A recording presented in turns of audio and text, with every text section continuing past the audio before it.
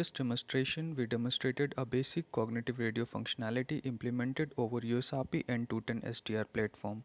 There, we deployed a standalone spectrum sensing unit with the purpose of generating real-time spectrum occupancy in form of a spectrum availability record.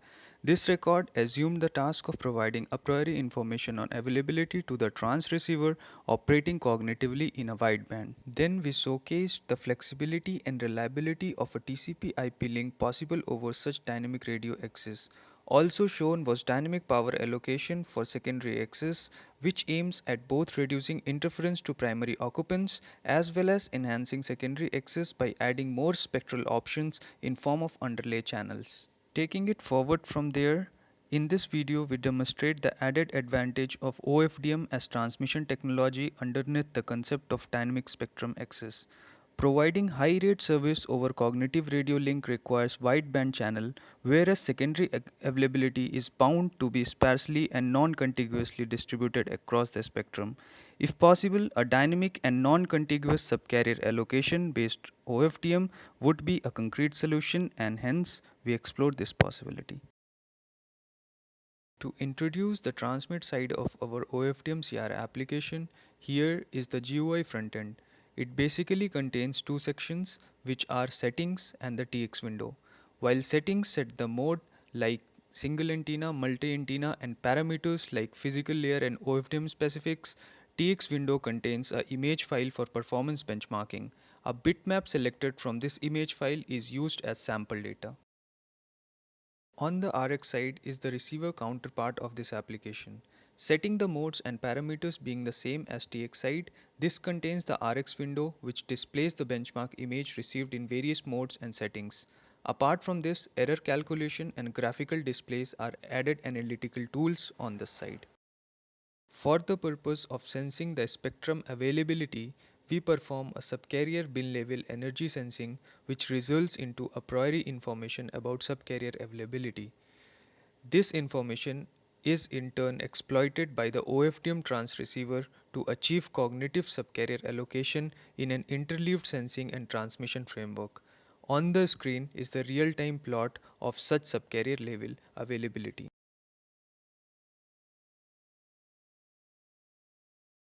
Moving on, here is the OFDM CR in action.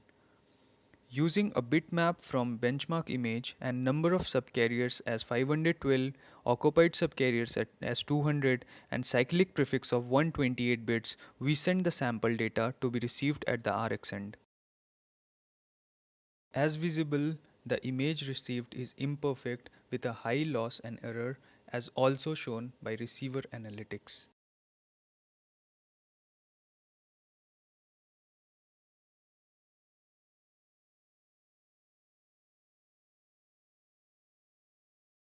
Now, if we increase the subcarrier allocation by increasing the occupied tones from 200 to 400, it results into an improved performance with a near perfect received image. Of course, such performance enhancement by increased resource allocation is limited by the availability of subcarrier frequencies for secondary usage.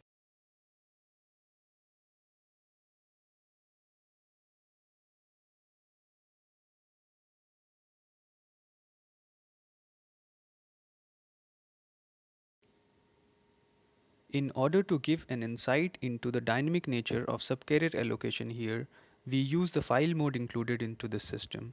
Sending a large file, the objective is to provide a peek into dynamic and non-contiguous subcarrier allocation running at the back end.